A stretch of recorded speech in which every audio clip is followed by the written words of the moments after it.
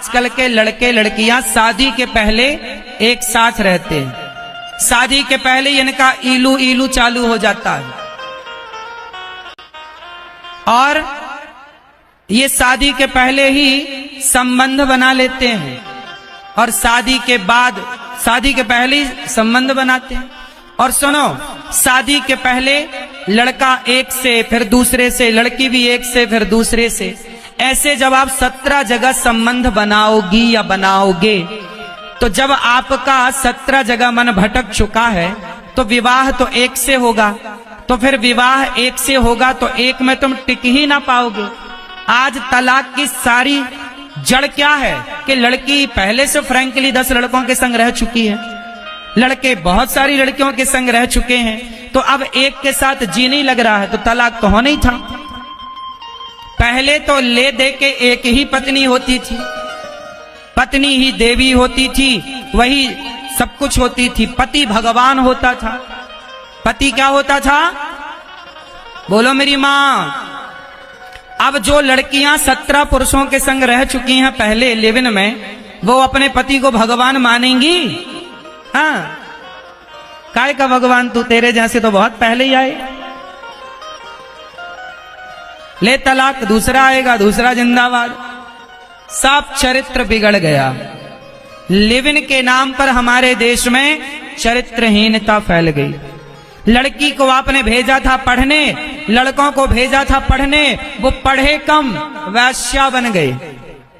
अच्छा एक बात बताओ, शादी के पहले दूसरे पुरुष या दूसरी स्त्री से संबंध रखने वाले को हमारे गांव की भाषा में, सिंपल भाषा में क्या बोला जाता? वैश्या। इसलिए हमारे यहां पतिव्रता नारियां होती हैं। मेरी मां, अपनी बेटी को पढ़ाओ लिखाओ, वैश्या ना बना देना।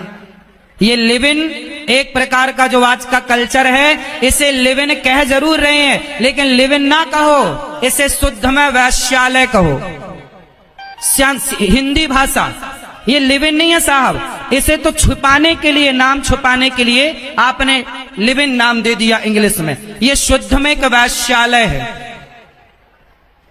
जहां से पुरुष वैश्या निकल रहा है, स्त्री वैश्या निकल रही है। इसे आपने छिपाया है तो लिव-इन नाम दे दिया। इसलिए मैं आपसे प्रार्थना करूं कि अपनी बेटी को एक क्लास कम पढ़ाना, एक क्लास बेटे को कम पढ़ाना, पर बेटी और बेटे को चरित्रवान जरूर बनाना। च्युइंगम को खाकर लोग थूक देते हैं, ऐसे ये दुनिया बहनों तुम्हारा शोषण करके तुम्हें छोड़कर चला जाएगा। तुम रोती रहोगी, ना घर की रहोगी ना घाट की। इसलिए प्यार व्यार के लफड़े में ना पड़ो, साथ पढ़ो लिखो बिंदास, और माँ बाप जहां कहें बढ़िया विवाह करो। प्यार व्यार के चक्कर में जितनी लड़कियां पड़ी, 99% लड़कियां बर्बाद हो गईं। कोर्ट मैरिज की थी, लव मैरिज किया था, साल भर के अंदर तलाक होने की स्थिति आ गई। क्यों जी, ऐसा केस सिकंदराबाद में है या नहीं? लव मैरिज करने के बाद भी तलाक होते हैं लोगों के। ये बात सही है कि गलत है? क्यों? जब लव मैरिज किया था, पसंद का विवाह किया था, तो भैया तलाक काहे हो रहा है? गृहस्थी चलाने के लिए क्या चाहिए? बोलो मेरी मां, गृहस्थी चलाने के लिए क्या चाहिए? बोलो, गृहस्थी चलाने के लिए क्या चाहिए? पैसा। ऑप्शन दे रहा हूं 4। ये सवाल है मेरा 20 करोड़ रुपए का। यदि आपने सही उत्तर दिया तो 20 करोड़ का ज्ञान आपकी खोपड़ी में ट्रांसफर हो जाएगा। हाँ हाँ मैया, हंस लो जी भर के। यदि आपने मेरे प्रश्न का सही उत्तर दिया तो कितने का ज्ञान? अच्छा ये बताओ, ज्ञान करोड़ों का होता है कि नहीं? अरे साहब, ज्ञान ही तो करोड़ों का है। आज जिसके पास ज्यादा ज्ञान है, बड़ा इंजीनियर है, ज्यादा ज्ञान है, तभी ना उसकी फीस ज्यादा है। एक डॉक्टर 100 रुपया लेता है और एक डॉक्टर 1000 रुपया लेता है हाथ पकड़ने का। तो जिसका ज्यादा नॉलेज, उसकी उतनी रकम। तो पैसा किस बात का है? ज्ञान का। हाँ, तो मैं चाहता हूं आपका ज्ञान बढ़े। मैया तुम कहां चली ज्ञान बढ़ाने?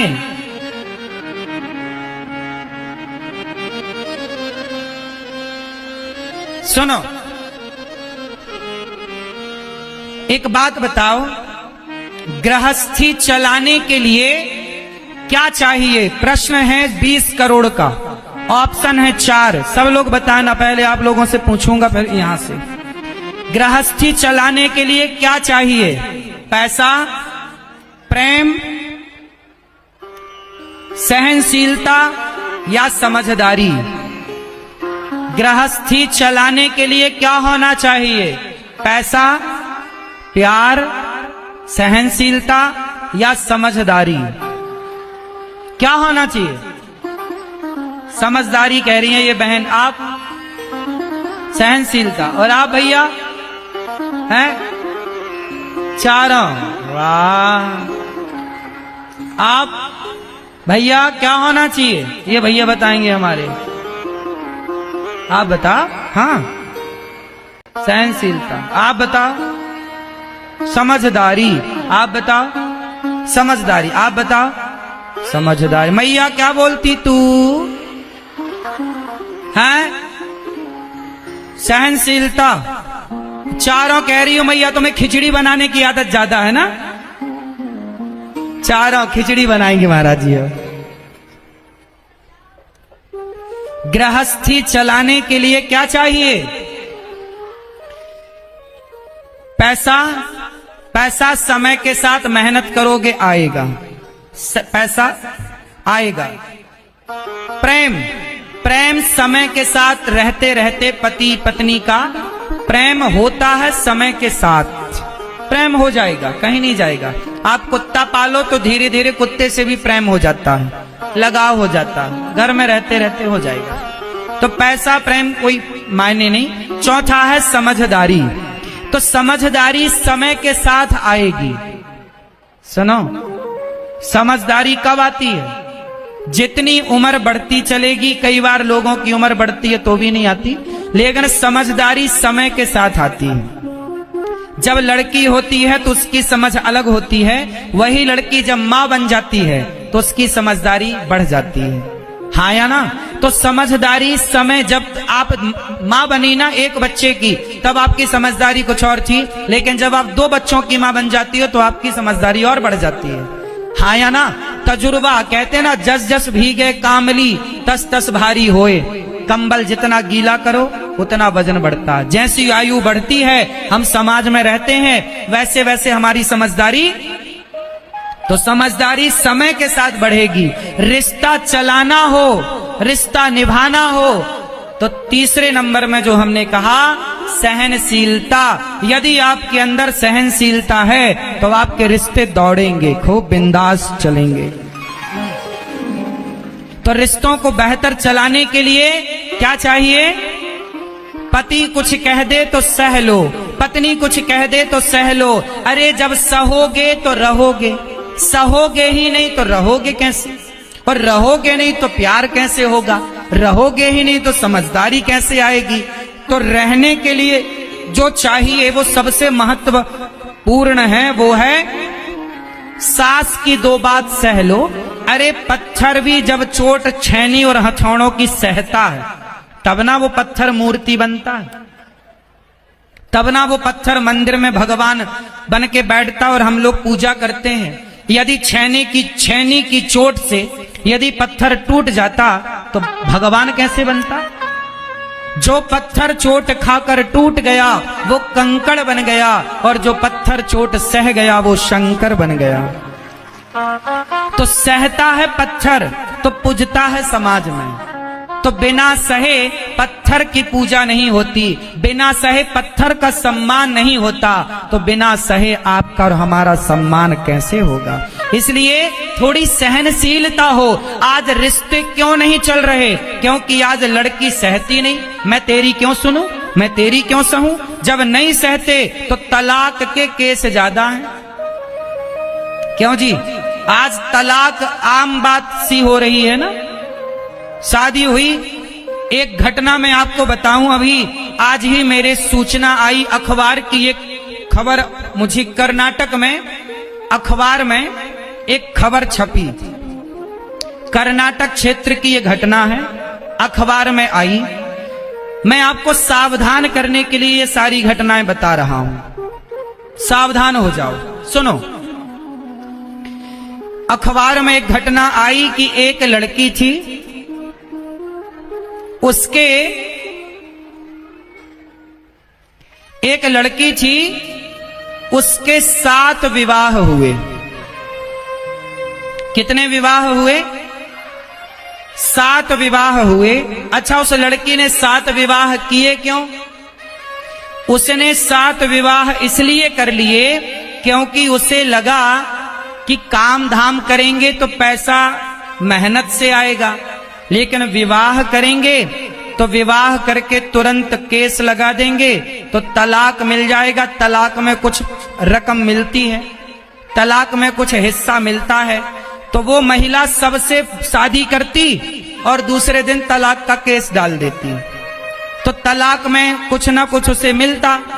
तो 6 पतियों से वो हर्जाना लेती रहती और तलाक का सामान लिया, पैसा कैश लिया, और 6 से तलाक लेकर 7वें के संग बिंदास रहती और 8वें के संग अभी उसकी बात चल रही है।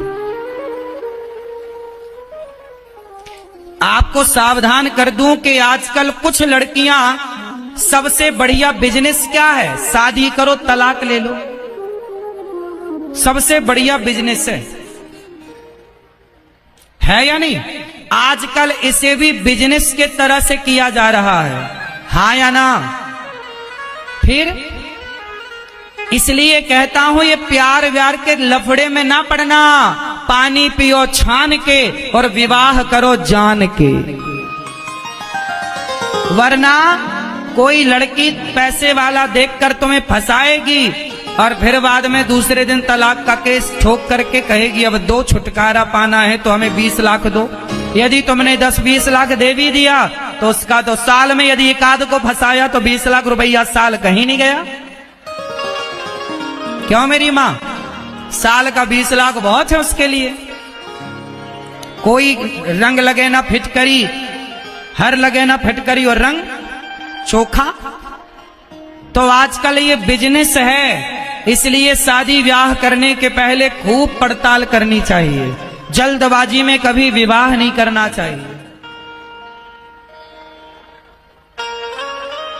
पहले के लोग बहुत होशियार थे, विवाह करने के पहले खूब पड़ताल करते थे, लड़की का खानदान कैसा है, लड़के का कुटुंब कैसा है, बाप सही है कि नहीं, माँ का पिता का चरित्र सही है कि नहीं, समाज में इनकी प्रतिष्ठा है या नहीं, सब देखा जाता था पहले, हाँ या ना? आजकल तो बस प्यार किया तो डरना क्या। इसी प्यार के चक्कर में तुम्हारी जिंदगी तबाह हो जाती। विवाह करना गलत नहीं है, किसी से भी विवाह कर लेना गलत है। क्यों मैया? बताओ मेरी मां। इसलिए बेटा, प्यार व्यार ना, प्यार का ये भूत उतर जाता है। एक लड़की एक लड़का मेरे पास आए, बोले महाराज जी मैं इस लड़की से बहुत प्यार करता हूं।